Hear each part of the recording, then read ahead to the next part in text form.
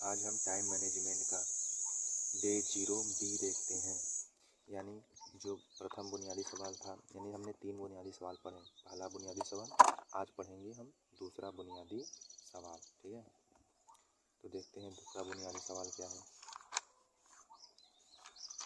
ये है आपका पहला बुनियादी सवाल और यहाँ पर है दूसरा बुनियादी सवाल।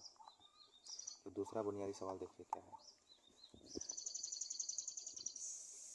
आप यह कैसे कह सकते हैं कि आपके पास पर्याप्त समय नहीं है?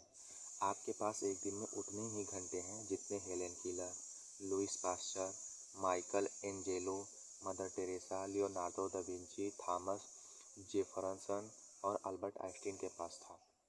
यह कथन कहा था एच जैक्सन ब्राउन ने कहा था।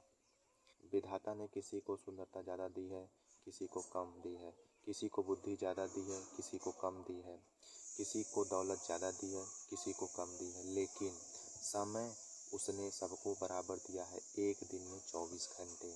समय ही एकमात्र ऐसी दौलत है जिसे आप बैंक में जमा नहीं कर सकते। समय का गुजरना आपके हाथ में नहीं होता है। यह तो घड़ी की सुई के साथ लगातार आपके हाथ से फिसलता रहता है। आपके हाथ में तो बस इतना रहता है कि आप इस समय का कैसे उपयोग करते हैं। अगर सदुपयोग करेंगे तो अच्छे परिणाम मिलेंगे, अगर दुरुपयोग करेंगे तो बुरे परिणाम मिलेंगे। ध्यान देने वाली बात यह है कि हमारे पास कहने के तो 24 घंटे हैं, लेकिन वास्तव में इतना समय हमारे हाथ में नहीं होता। सच तो यह है कि समय के एक बड़े हिस्से पर हमारा कोई नियंत्रण नहीं होता है। 8 घंटे नींद में चले जाते हैं और 2 घंटे खाने पीने, तैयार होने व नित्य कर्म करने आदि में चले जाते हैं। यानी हमारे हाथ में दरअसल 14 घंटे का समय ही होता है। दूसरे शब्दों में जीवन में सिर्फ 58% समय पर हमारा नियंत्रण संभव है, जबकि प्रतिशत समय हमारे नियंत्रण से बाहर होता है। सुविधा की दृष्टि से हम यह मान लें कि 40% समय पर हमारा नियंत्रण नहीं होता है, जबकि 60% समय पर हमारा नियंत्रण होता है। इस संदर्भ में सदियों पहले भर्तृहरि की कही गई बात आज भी प्रासंगिक है। विधाता ने मनुष्य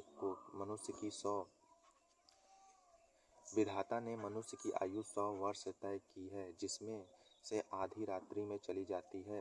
बची आधी में से भी आधी बाल्यावस्था और वृद्धावस्था में गुजर जाती है और बाकी बचे 25 वर्षों में मनुष्य को रोग और वियोग के अनेक दुख झेलने पड़ते हैं और नौकरी चाकरी करनी पड़ती है। इसलिए हम यह कह सकते हैं कि जल तरंग के समान चंचल इस जीवन में लेश मात्र सुख भी नहीं है।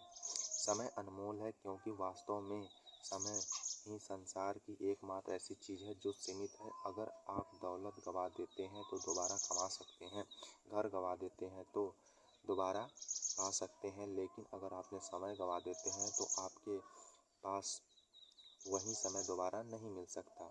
हमारे पास जीवन में बहुत कम समय है और यह समय सीमित है। हम अपनी अपेक्षित आयु 100 वर्ष मान लें तो हमारे जीवन में कुल 36,500 दिन ही होते हैं। इसी समय हिसाब लगाकर देखें कि इन 36,500 दिनों में से आपके पास कितने दिन शेष बचे हैं या कितने दिन बचे हैं जिनमें आपको अपने जीवन का लक्ष्य प्राप्त करना है।